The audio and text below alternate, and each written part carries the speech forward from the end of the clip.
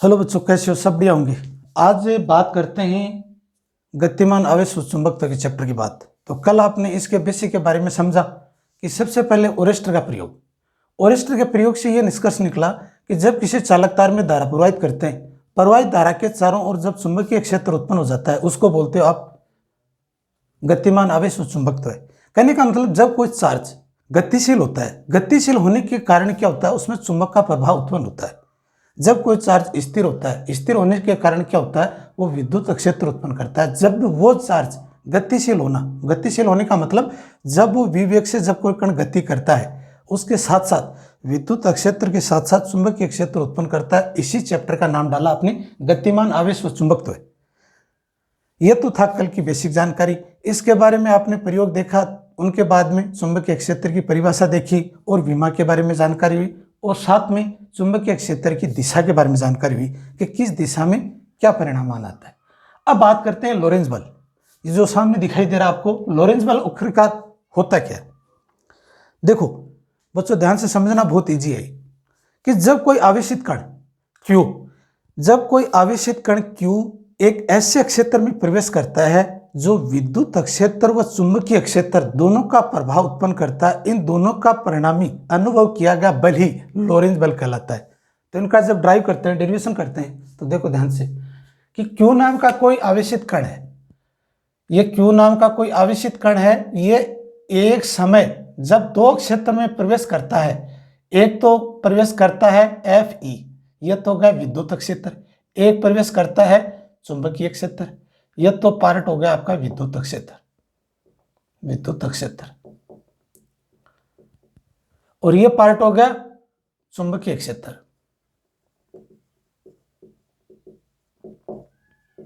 ठीक है, तो इस विद्युत क्षेत्र पे जो बल लगेगा वो तो लगेगा Fe, और चुंबकीय क्षेत्र में जो बल लगेगा वो Fm। इन दोनों का जो परिणामी योग या इन दोनों का जो योग आता है, इन योग का जो परिणामी मान है वो कहते हैं लोरेंज बल। देखिए बच्चों ध्यान से, पहले इसको ड्राइव करते हैं, सूत्र को ड्राइव करके, और आसान तरीके से भाषा बना सकते हैं। नहीं, भाषा ऐसे भी बना सकते हो। अगर इसकी परिभाषा ऐसे बनाए कि लोरेंज बल के अनुसार,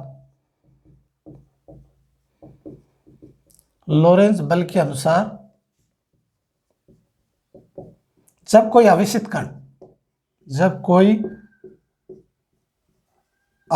कण ऐसे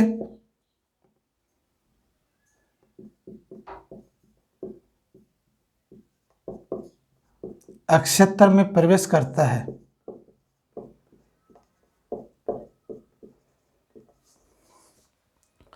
जहां विद्युत क्षेत्र के साथ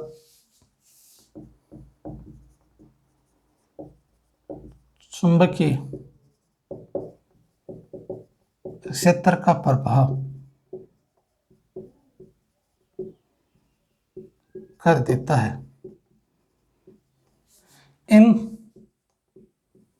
दोनों बलों के अनुभव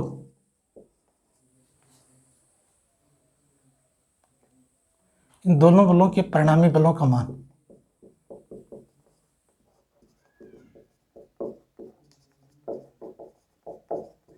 योग के बराबर होता है।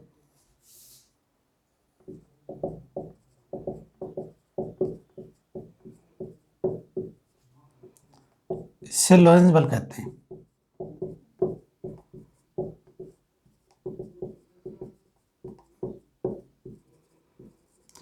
लोरेंज बल को F से व्यक्त किया जाता है, कुल टोटल F बराबर Fe प्लस Fm, विद्युत बल व चुंबकीय बल। तो इसका जो फॉर्मूला आएगा वो जाएगा QE, इसका फॉर्मूला जाएगा QVP, इसका ये सूत्र आ जाएगा। क्यों मैग्नेट का जो आपने कल डेरिवेशन किया था, Fm का मान आया था QVB साइन थीटा। ध्यान से देखिए बच्चों, Fm का जो मान है वो QVB साइन थीटा, और साइन थीटा का जो मान है लंबवत था 90 डिग्री, तो ये Fm का जो मान है वह जाएगा QVP, ये माना जाएगा। क्यों आवेशित जब विवेक से गति करता चुंबकीय क्षेत्र पे, इस पे अनुभव द्वारा किया गया बल चुंबकीय क्षेत्र है, चुंबकीय बल कहते हैं। ये मान आपका आ गया। इसमें वेग और चुंबकीय क्षेत्र ये सदिश राशि है। अब आप इसमें ध्यान से देखिए क्या कॉमन आ रहा है, आवेश का मान कॉमन आ रहा है, F बराबर Q कॉमन आ रहा है और नीचे क्या जाएगा E plus V into B, या इसको गुणा करके कोष्टक में लिख सकते हो। ये आपका हो गया लोरेंज बल। अब इस F बराबर लोरेंज बल का जो मान है वो ये हो जाएगा Q कोष्टक में E प्लस V गुणा B और कोष्टक कंप्लीट। यह आपका टोटल लोरेंज बल का मान आ जाएगा। और भी इजी तरीके से अगर आपको समझना तो सबसे पहले करना क्या है, आपको यह ध्यान करना है कि जब कोई एक आवेशित कण या एक आवेशित कण है वो एक ही समय में जब विद्युत क्षेत्र व चुंबकीय क्षेत्र दोनों में प्रभाव उत्पन्न करता है या एक साथ दो प्रभाव उत्पन्न करते हैं, इनका जो परिणामी बल का जो योग है इसी को बोलते हैं लोरेंज बल। कहने का तात्पर्य यह है कि एक आवेशित कण है, एक तो विद्युत क्षेत्र उत्पन्न कर रहा है, साथ साथ में चुंबकीय क्षेत्र उत्पन्न कर रहा है, इन दोनों का जो मान योग करते हैं, इन दोनों के परिणामी योग का जो मान आता है उसी को अपन बोलते हैं लोरेंज बल। और लोरेंज बल का जो डेरिवेशन है वो ये आता है F लोरेंज बल बराबर Q कोष्टक में E प्लस V गुणा B। ये आपके लोरेंज बल का सूत्र डिफाइन हो गया। अगर परीक्षा या एग्जाम में पूछ लिया जाए कि लोरेंज बल किसे कहते हैं, लोरेंज बल का सूत्र उत्पन्न कीजिए, तो आप परिभाषा के साथ साथ ये सूत्र ड्राइव कर सकते हो। तो ध्यान से समझो बच्चों इसका, ये आपका टॉपिक पूरा हो गया लोरेंज बल। अब नए टॉपिक पे बात करते हैं। अब देखो बच्चों, नया टॉपिक है धारावाही चालक पर चुंबकीय बल। ये भी इंपॉर्टेंट है, कई बार परीक्षा में आता है। धारावाही चालक पर चुंबकीय बल।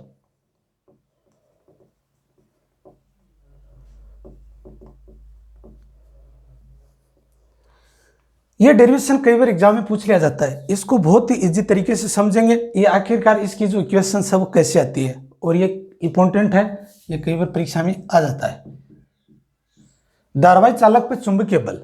धारावाही चालक नाम से पता चल रहा है कि धारा है वो करंट रूप से फ्लो हो रही है, और चुंबकीय बल इसके अंदर क्या काम करता है उसका मान अपन चेक करते हैं। तो सबसे पहले डायग्राम देखते हैं। एक आपके पास परख नली है, चालक परख नली। यह चालक परख नली को आपने क्या किया, चुंबकीय क्षेत्र में स्थित कर दिया। यह आपके चुंबकीय क्षेत्र की तीव्रताएं स्थित है, एक से ज्यादा। अब यह परख नली है, यह थीटा कोण पर स्थित है, और यह चुंबकीय क्षेत्र बी में स्थित है। और इस परख नली की जो लंबाई है वो एल है।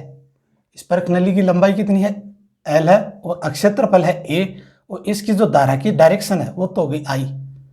और इनमें जो इलेक्ट्रॉन्स हैं वो इस दिशा में गति करते हैं, धारा के विपरीत दिशा में। और इनमें F1 वेग है, वो भी धारा की दिशा में गति करते हैं।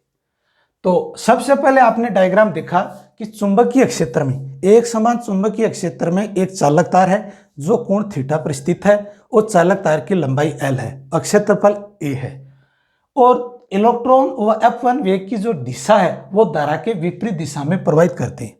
ठीक है, अब आप क्या करते हैं, इसका डेरिवेशन डिजाइन करते हैं। तो सबसे पहले अगर इसकी थ्योरी बनाई तो मैं छोटी सी आपको एक्सप्लेन कर देता हूं थ्योरी कैसे बनते हैं। मानना कि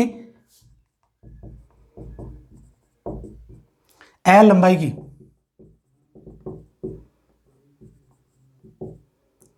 एक चालक तार है,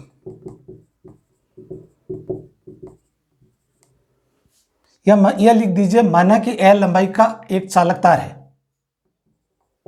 एक चालक तार है जो कि थीटा कोण पर स्थित है।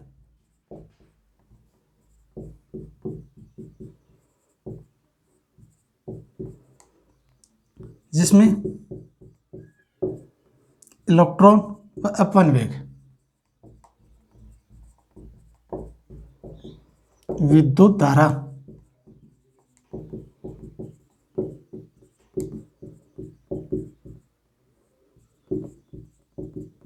विपरीत दिशा में गति करते हैं। और चालक तार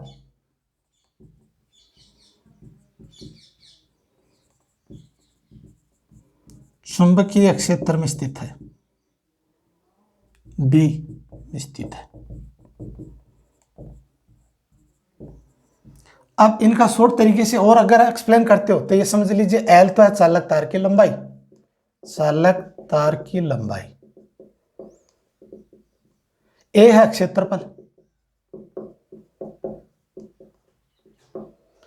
ठीक है बच्चों। तो आपने टॉपिक का नाम है धारावाहिक चालक पे चुंबकीय बल। तो सबसे पहले आपने एक चालक तार लिया, इस चालक तार की लंबाई एल है, क्षेत्रफल ए है, उनमें इलेक्ट्रॉन व अपवन वेग एक दिशा में गति करते हैं, इसके विपरीत दिशा में धारा आई प्रवाहित हो रही है और थीटा कोण पर स्थित है चुंबकीय क्षेत्र में, और एल लंबाई हो गई, ए क्षेत्रफल हो गया। अब इसका ड्राइव सूत्र करते हैं।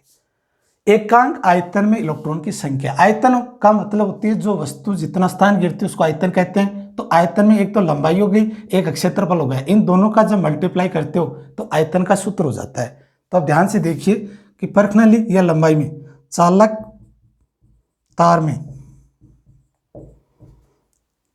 इलेक्ट्रॉनों की कुल संख्या कैपिटल एन बराबर एन ए एल। देखो बच्चों, एन तो है एक से ज्यादा electron, number of electrons, A L का मतलब हो गया क्षेत्रफल और लंबाई को जब मल्टीप्लाई करते हैं तो ये किसका सूत्र हो जाता है, आयतन का।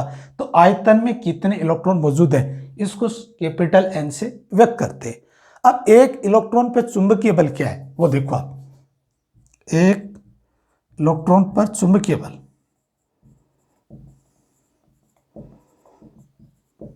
F1। ध्यान से देखिए बच्चों, चुंबकीय बल का जो सूत्र है वो ये होता है F बराबर QVB sin थीटा, ये सूत्र होता है। और थीटा का मान लंबवत है तो यहाँ क्या हो जाता है, थीटा का मान हो जाता है 90। बट ये सूत्र के माध्यम से आपको क्या ज्ञात करना है, चुंबकीय बल का मान ज्ञात करना है एक इलेक्ट्रॉन पे।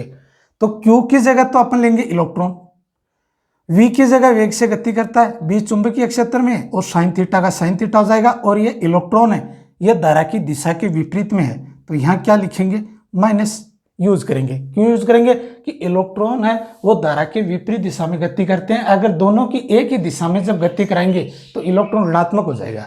तो इसका फॉर्मूला जाएगा माइनस EVB साइन थीटा, ये आपका फॉर्मूला हो जाएगा। अब ध्यान से देखिए कि अगर इसको मोड में लेते हैं तो ये पूरा का पूरा मान धनात्मक में हो जाता है, EVB साइन थीटा। अब कुल इलेक्ट्रॉन पे लगने वाला चुंबकीय बल वो देखो, कुल इलेक्ट्रॉन पर लगने वाला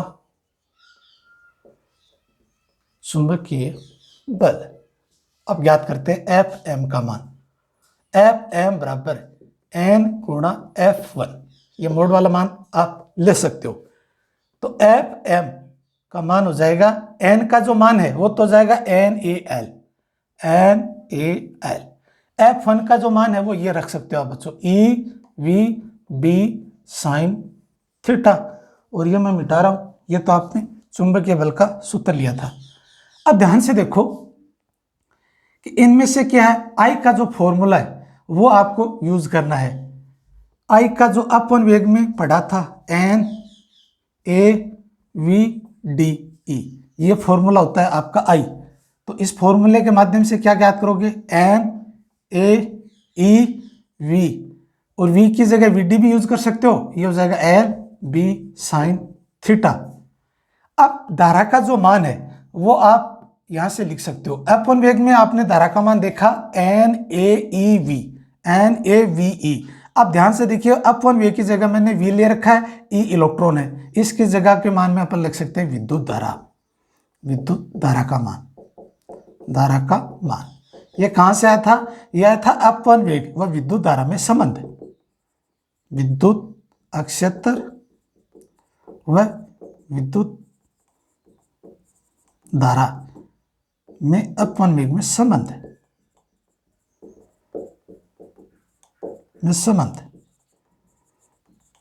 वहां से ये मान आया था। तो FM का जो मान है वो ये हो जाएगा बच्चों, ये तो हो जाएगा I, या इस कोष्टक में रख देता हूं मैं NaEV, और ये हो जाएगा LB साइन थीटा, इसका मान है वो हो जाएगा I। तो FM बराबर ILB साइन थीटा। अब थीटा का मान अगर सदिश के रूप में लिखेंगे, वेक्टर के रूप में लिखेंगे, तो ये लिख सकते हो एफ एम बराबर आई इंटू एल गुणा बी। एल और बी पे डायरेक्शन दे देंगे। ये आपका सदिश निरूपण है। ये सूत्र नंबर, ये समीकरण नंबर हो गई 1, ये समीकरण नंबर हो गई 2, और ये समीकरण नंबर हो गई 3, और ये समीकरण नंबर हो गई 4। इसी को बोलते हैं धारावाही चालक तार के चुंबकीय बल। इसका नाम है धारावाही चालक तार के कारण चुंबकीय बल। ठीक है बच्चों, अगर इसी से अगर विमा निकालते हो तो विमा निकालने के लिए क्या करते हैं, अपन इसी को आगे थोड़ा सा बढ़ाते हैं और अच्छी तरीके से जानते हैं। इसी गैप में मैं आपको थोड़ी सी विमा और करवा दूं तो आपको क्लियर हो जाए। आपने देखा कि एफ एम का जो सूत्र है वो ये आ रहा है I L B sine theta, और साइन 90 का मान 1 होता है, तो आपका जो फॉर्मूला आ जाएगा एफ एम बराबर आई एल बी। अब आपको चुंबकीय क्षेत्र बी का मान चाहिए, तो क्या हो जाएगा बच्चों, एफ एम इंटू आई इंटू एल। तो एफ एम की जो विमा है वो आ जाएगी m1 L1 टी की पावर -2, और आई एल की विमा हो जाएगी एम्पियर, और एल की हो जाएगी L1, और L1 से L1 कैंसिल, तो बी की जो चुंबकीय क्षेत्र की विमा हो जाएगी m1 L की पावर 0 टी की पावर -2 ए की पावर -1। ये आपका फॉर्मूला आ जाएगा इसी से चुंबकीय क्षेत्र का विमा।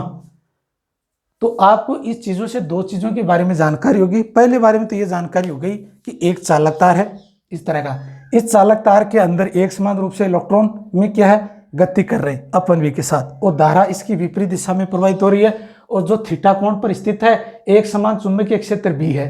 इसकी जब एक्सप्लेनेशन करते हो तो थ्योरी ऐसे बनेगी, माना कि एल लंबाई का एक चालक तार है जिसका क्षेत्रफल ए है, जिनमें इलेक्ट्रॉन और धारा एक दूसरे के विपरीत दिशा में प्रवाहित होते हैं, और इनमें इलेक्ट्रॉन की कुल संख्या जब ज्ञात करते हैं तो इस आयतन में जितने भी इलेक्ट्रॉन मौजूद हैं उनको कैपिटल एन से व्यक्त करते हैं, और एक इलेक्ट्रॉन पे जो चुंबकीय बल लगता है उसका फॉर्मूला आपने जस्ट अभी मैंने लिखा था, एफ एम का बराबर होता है Q V B sine theta, और क्यू की जगह यहाँ इलेक्ट्रॉन है जो ऋणात्मक मान को व्यक्त करता है, क्योंकि इलेक्ट्रॉन का मान है वो धारा के विपरीत दिशा में है। जब इनकी दिशा दोनों की एक साथ में रखेंगे तब ये ऋणात्मक चिन्ह से व्यक्त कर देंगे, तो ये ऋणात्मक चिन्ह से व्यक्त कर दिया। इसको मोड में लेने का मतलब ये मान मेरे को धनात्मक चाहिए था तो ये धनात्मक में ले लिया। अब कह रहा कुल इलेक्ट्रॉन पे लगने वाला चुंबकीय बल, इन दोनों के मान को एक साथ रखेंगे। इन दोनों को मान को जब एक साथ रखते हो तो ये जो मान आ रहा है बच्चों, ये मान आपका आई का मान आ रहा है, ये v की जगह vd भी लिख सकते हो। अगर आप ये चाहते हो कि v की जगह मैं vd रखूं तो आप vd भी रख सकते हो, कोई ज्यादा दिक्कत नहीं है, आप यहाँ vd रख दीजिए। तो ये क्या हो जाएगा, एक तरह का अपवन वेग हो जाएगा, आप अपवन वेग की तरह रख सकते हो। तो भी आपका ये फॉर्मूला क्या हो जाएगा, इस तरह से ड्राइव हो जाएगा। तब अगर आपको कोई परीक्षा में पूछ ले कि धारावाही चालक पे चुंबकीय बल का सूत्र उत्पन्न कीजिए या किसे कहते हैं, तब आपको इतना एक्सप्लेन करना पड़ेगा। अब 1 मिनट के लिए देखिए बच्चों, ध्यान से इसको समझिए क्या है।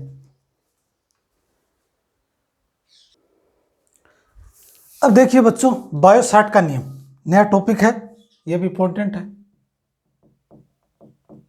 बायोसावर्ट का नियम, यह भी परीक्षा में पूछ लेते हैं।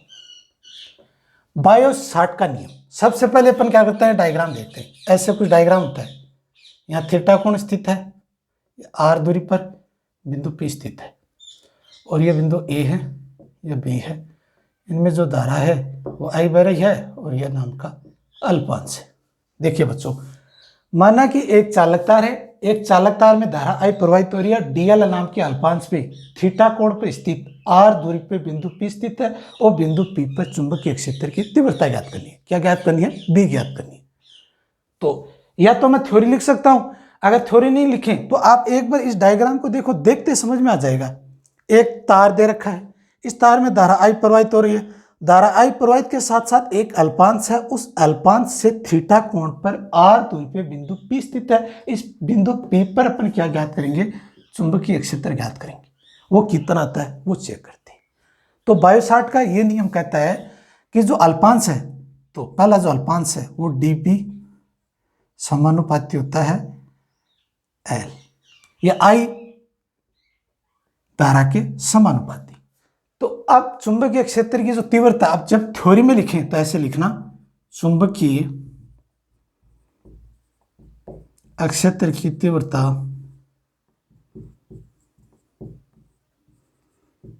धारा के समानुपाती होती है।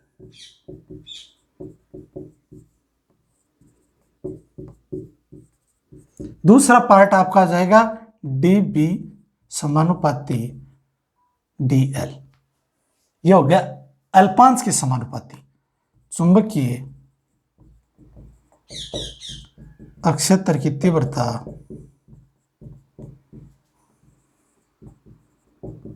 अल्पांश के समानुपाती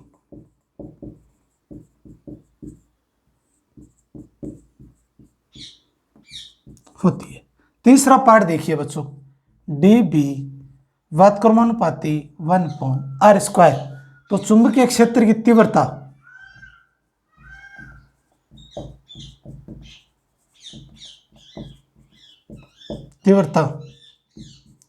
दूरी के वर्ग के व्युत्क्रमानुपाती होती है।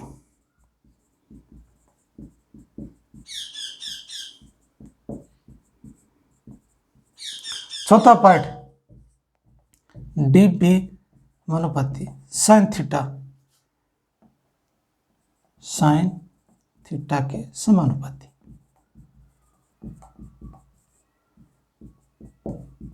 कहता मतलब कोण पे निर्भर करता है। बायोसार्ट का जो नियम है वो कोण पे निर्भर करता है, कूलाम का नियम है वो कोण पे निर्भर नहीं करता है। तो इसी से साथ में थोड़ी सी क्या है बच्चों जानकारी प्राप्त कर सकते हो कि कूलाम के नियम के अनुसार और बायोसार्ट के नियम में क्या समानताएं क्या असमानताएं, वो बाद में देखते हैं। पहले इस ड्राइव को क्या करते हैं, कंप्लीट करते हैं। अब ये जो समीकरण आपको नजर आ रही 1, 2, 3 और 4, इनको एक साथ जब रखते हैं तो क्या जाएगा बच्चों, डी बी समानुपाती I D L sine theta into are का स्क्वायर। ये समीकरण नंबर 5। अब समानुपाती की जगह क्या रखेंगे, के रखेंगे। तो ये फॉर्मूला जाएगा डी बी बराबर के I D L sine theta into are का स्क्वायर। के है समानुपाती नियतांक,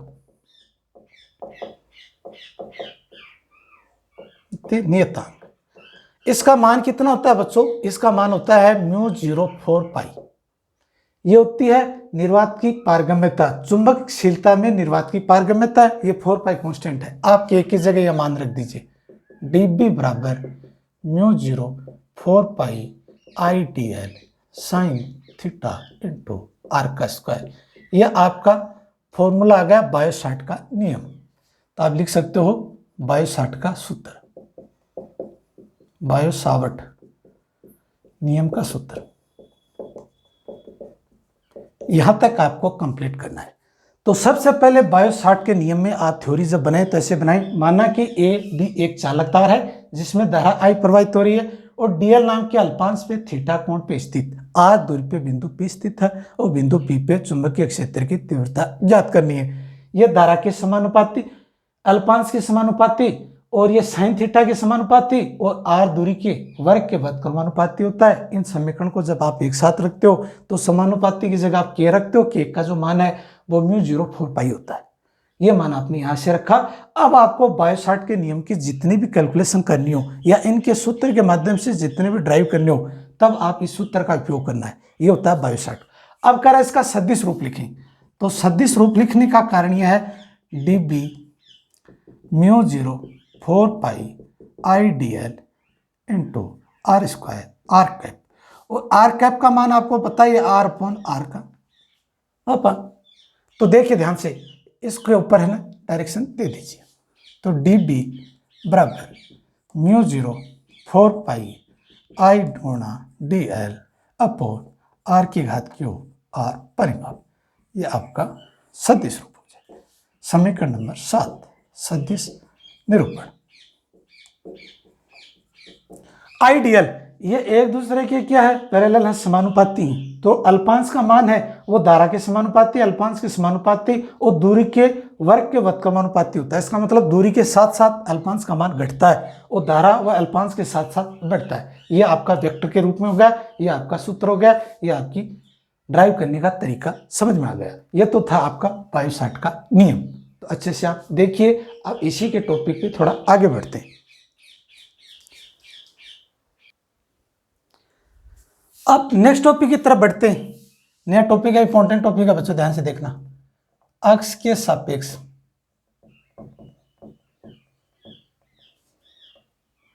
चुंबकीय क्षेत्र की तीव्रता। देखो बच्चों, ये एक तो अक्ष है। अक्ष माने हॉरिजॉन्टल पार्ट के ऊपर क्या ज्ञात करते हैं, परिणामी चुंबकीय क्षेत्र का मान ज्ञात करते हैं। तो सबसे पहले अपन क्या करते हैं, डायग्राम बनाते हैं। ये आपकी परिधि है। इस परिधि के अंदर क्या है, धारा बह रही है। अगर आई धारा प्रवाहित हो रही है, इस कुंडली से आई धारा निर्गत हो रही है। अब इससे आपको क्या करना है, मूल बिंदु 0 से r दूरी पर, यह मूल बिंदु 0 है, r है, इस वृत्त की परिधि हो गई। इस परिधि की जो है त्रिज्या r हो गई, या वृत्त का आप त्रिज्या मान लीजिए कैपिटल R है। वो अक्ष दूरी पे बिंदु P स्थित है, और बिंदु P पे परिणामी चुंबकीय क्षेत्र का मान ज्ञात करना है। एक तो आपका पार्ट ये हो जाएगा और एक पार्ट आपका ये हो जाएगा, ठीक है बच्चों। और एक पार्ट आपका लंबवत हो जाएगा, और ये पार्ट एक कॉमन हो जाएगा। और ये आपका जो P पॉइंट है वो ये हो जाएगा। ये पार्ट हो जाएगा थीटा, और ये पार्ट हो जाएगा 90, ठीक है बच्चों। और ये पार्ट हो जाएगा R। और इसमें जो ये एक दूसरे के लंबवत है, तो इसमें ध्यान से देखिए, DE साइन, और यहां से कोण हो जाएगा थीटा, यहां से कोण हो जाएगा थीटा। तो इसमें यह कोण है DE कोज 90 माइनस थीटा, तो यह हो जाएगा DE साइन थीटा। और दूसरा भी क्या चेंज हो जाएगा, DE साइन थीटा, यह हो जाएगा 90 माइनस थीटा, तो यह हो जाएगा DE कोज थीटा। और यह पोर्शन भी हो जाएगा DE कोज थीटा। और ये आपके दोनों के जो लंबवत कोण है वो DE और DE, ये आपका पोर्शन आ जाएगा। अब आपके जो शंका है इस डायग्राम में वो ये है कि सर आखिरकार आपने sine minus theta 90 minus theta का कोण क्यों रखा। ये सबसे बड़ी समस्या आती है इस डेरिवेशन में, क्योंकि जब ऊर्ध्वाधर घटक हैं वो इतना दिन तक यही पढ़ रहे थे कि वो साइन थीटा आपस में निरस्त हो जाते हैं, और क्षैतिज थीटा है वो आधार बटाकरण होते हैं, तो इस सापेक्ष में वो ऐड हो जाते हैं। बट इस कंडीशन में क्या हो रहा है, वो 90 माइनस थीटा जब कन्वर्ट होते हैं तो वो कन्वर्ट हो जाता है, कोज है वो साइन में, वो साइन है वो कोज में कन्वर्ट हो जाता है थीटा के सापेक्ष।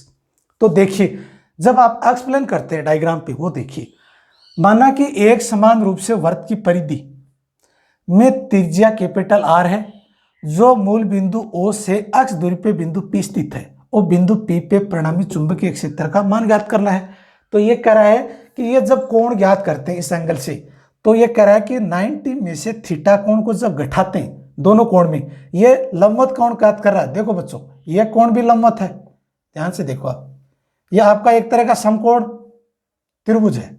इस समकोण त्रिभुज में 90 में से थीटा जब कन्वर्ट करते हैं या जब कवर करते हैं, तो ये साइन वाला कोज में, कोज वाला साइन में रूपांतरण हो जाता है। इस वजह से ये क्या है, एंगल आपके चेंज हो गए। जहाँ साइन थीटा हुआ कोज थीटा हो गया, जहाँ कोज थीटा वो साइन थीटा हो गया। कहने का मतलब 90 माइनस थीटा, तो ये कोण आपका 90 माइनस थीटा में कन्वर्ट हो जाएगा। जो मान आएगा उसको कन्वर्ट कर देगा। एक तो बेसिक जानकारी ये हो गई। और x है, ये मूल बिंदु 0 से लेकर P बिंदु की जो दूरी x है, इसका जो कर्ण है वो r है, इसका जो लंब है वो कैपिटल R है। अब आप क्या करते हैं, बायोसाट का नियम लगाते हैं। जैसे आपने डेरिवेशन किया तो आप क्या करो, सीधा लिख दो बायोसावर्ट का नियम। क्या नियम है, dB बराबर mu 0 4 pi ideal sine theta into R का स्क्वायर। साइन थीटा जो लंबवत है वो 90 डिग्री है, तो साइन 90 का मान होता है 1, तो dB बराबर म्यू 0, ध्यान से देखिए, 4 पाई आई DL, साइन 90 का मान 1 हो जाता है, और यहाँ जाता है R का स्क्वायर।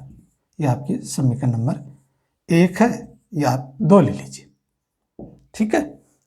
ये बायोसाट का होगा। अब एक्सल पॉइंट के ऊपर क्या करते हैं, परिणामी चुंबकीय क्षेत्र का मान करते हैं, परिणामी चुंबकीय क्षेत्र का मान। तो देखिए आप, परिणामी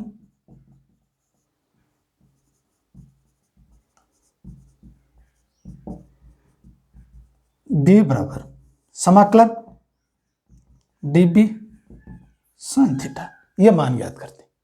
परिणामी माने कुल चुंबकीय क्षेत्र का मान कितना होता है, dP का जो मान है वो अल्पांश से ले लेंगे, और ये जो sin थीटा का मान है वो आप इस कोण से ज्ञात करेंगे। ये जो आपका कोण है ना, वो देखिए कि ये कोण कैसे आएगा, मैं यहाँ डिजाइन कर रहा हूँ, ये आपका कोण है, ये आपका कोण है थीटा, ये है 90, ये कैपिटल R है, ये स्मॉल r है, और ये क्या हो जाएगा, अक्ष है। तो यहाँ से साइन थीटा का जो फॉर्मूला है वो जाएगा लंब बट्टा कर्ण। लंब थीटा के सामने वाली भुजा क्या हो जाएगी बच्चों, लंब हो जाएगी, ये कर्ण हो जाएगी, ये आधार हो जाएगी। तो ये लंब का मान कितना हो जाएगा, कैपिटल R स्मॉल r। आप साइन थीटा की जगह ये मान रख सकते हो। तो b का जो मान है वो क्या रखोगे, dB का मान क्या बच्चों, I mu 0 4 pi I dl into r का square into capital R into small r। ये आपने साइन थीटा का मान रख दिया। अब इसमें जो कांस्टेंट पार्ट है वो एक तरफ बाहर कर दीजिए और बाकी का जो पोर्शन है वो एक साइड रख दीजिए।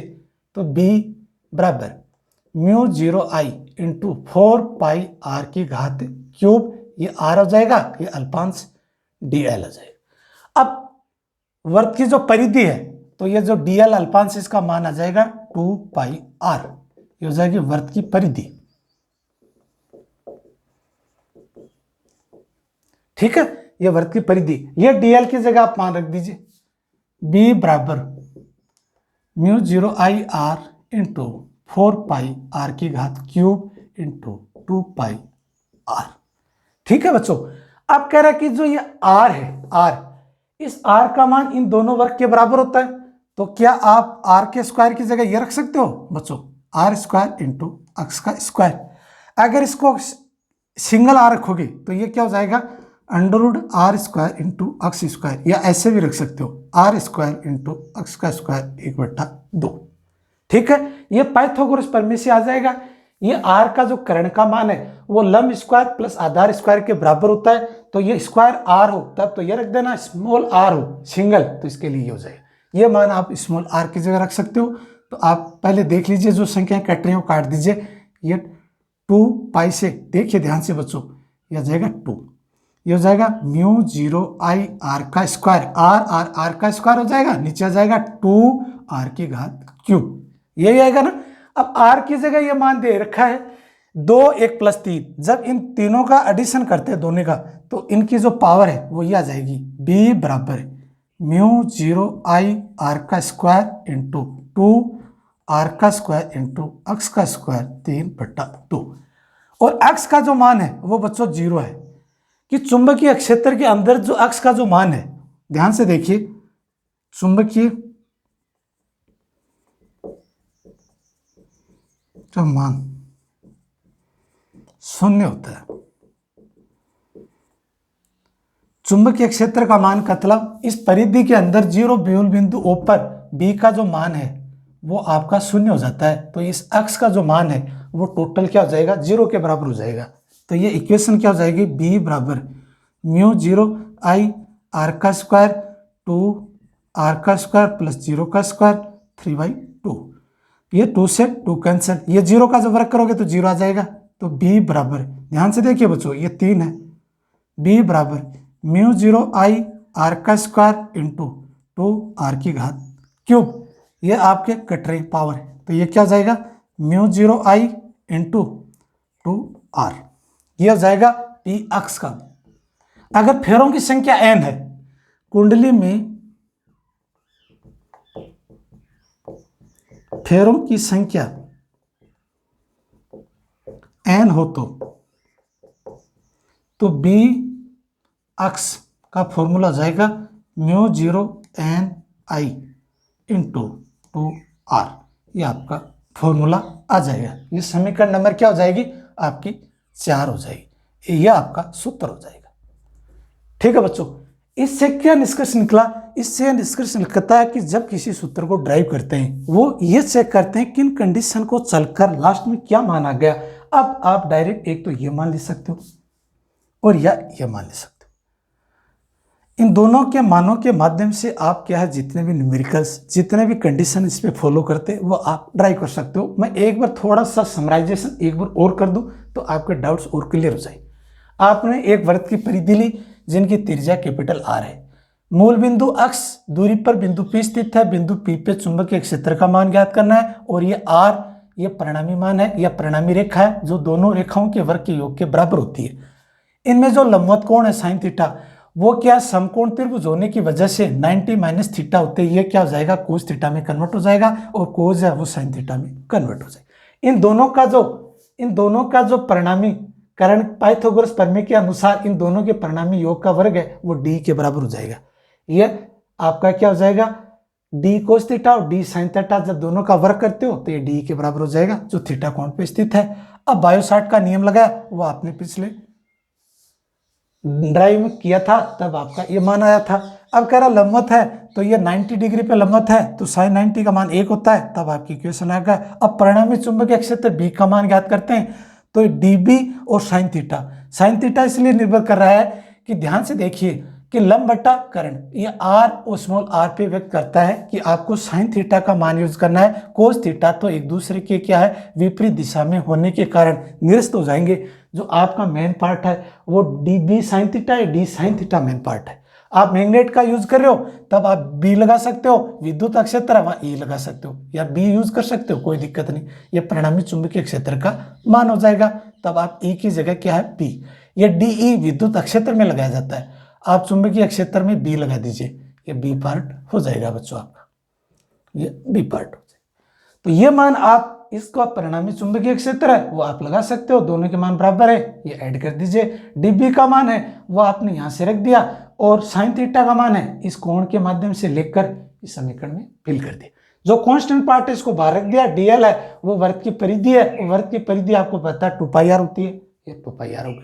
इन मान को आपने रखा, जो संख्या कट रही है काट कर आपने देखा कि जो r का मान है वो दोनों के वर्ग के योगफल के बराबर होता है। पाइथागोरस प्रमेय से आपने ये मान निकाल लिया। अब ये मान आप देखिए 3 है तो 2 + 1 पावर हमेशा आपको पता है ये जुड़ती है तो 2 तो ये हो गई 1 ये हो गया। तो ध्यान से देखिए इनको ऐड करोगे तो ये r की घात क्यूब हो जाएगा, तो क्यूब का जो मान है वो ये हो जाएगा। देखिए r + 1 ये 2 है तो ये r की घात 3 हो जाएगा। अब ये जो वर्ग है और ये हाफ है तो इनको 1 + 1/2 जब जोड़ोगे तो ये 3/2 हो जाएंगे, ये 3/2 आपके यहाँ आ जाएंगे। अब कह रहा है कि चुंबकीय क्षेत्र x दूरी पे B का मान 0 होता है, इनसाइड के अंदर चुंबकीय क्षेत्र का मान 0 होता है तो ये x का मान है वो 0 के बराबर हो जाएगा और ये r² है ये स्क्वायर से स्क्वायर कैंसिल, r की घात क्यूब यह जाएगा, ऊपर r² r की घात क्यूब कैंसिल हो जाएगा, ये आपके साथ माना जाएगा। अगर फेरों की संख्या 1 से ज्यादा है, अगर ये 1 है 1 से कई गुना ज्यादा हो, n माने नंबर ऑफ फेरों की संख्या, तो आप n यहाँ रिप्रेजेंट कर सकते हो। ये आपका B अक्ष का फॉर्मूला हो गया। कुछ टॉपिक आपने पढ़े बच्चों और मैं उम्मीद करता हूं कि आपको ये टॉपिक समझ में भी आ रहे हैं और साथ साथ में इस वीडियो को लाइक शेयर और सब्सक्राइब करते रहिए। और जो भी चीज़ें अगर आपको नहीं समझ में आ रही आप बिंदास होकर कमेंट्स के माध्यम में पूछ सकते हो, कोई मेरे को शंका नहीं है, मेरे को वो भी परवाह नहीं है कि इस वीडियो को कौन देख रहे हैं या नहीं देख रहे हैं। मेरा मोटो यह है कि जो लॉकडाउन का टाइम चल रहा है हो सके कुछ बच्चों का फायदा हो जाए, इसके माध्यम से मैं अपलोड कर रहा हूँ, कोई इनका कोई चार्ज नहीं है, धीरे धीरे इंप्रूवमेंट होती रहेगी। साथ साथ और भी सब्जेक्ट के वीडियो आते रहेंगे, थोड़ा समय लगेगा और भी फैकल्टी प्रोवाइड करवा देंगे आपको। और जो डाउट्स हैं वो डाउट्स आप पूछ सकते हो। हम ये चाहते हैं कि 12th क्लास का जो पोर्शन हो पहले करा दें, उसके बाद 11th क्लास लेंगे, उसके बाद हर एक चैप्टर से समराइज करके उनके न्यूमेरिकल ले। तो ज़्यादातर ये बेनिफिट उन बच्चों के लिए है जो आरबीएससी बोर्ड में हैं, दूसरे जो एयरफोर्स की तैयारी करना चाह रहे हैं या नेवी की, जो मीडियम लेवल की जो कंपटीशंस होती हैं उनमें ये बहुत ज़्यादा बेटर करते हैं, या नीट लेवल का एग्जाम मानी, इन कंपटीशन में क्या इनका बहुत बड़ा योगदान है। इनसे बेसिक क्लियर होने के बाद आप जब सूत्र बनाओगे उसके माध्यम से जितने भी जो न्यूमेरिकल्स हैं वो कंसेप्ट आपके ऑटोमेटिक क्लियर होते जाएंगे, आपके डाउट्स क्लियर होंगे तो आप बहुत कुछ चीज़ सीखने को मिलेगी।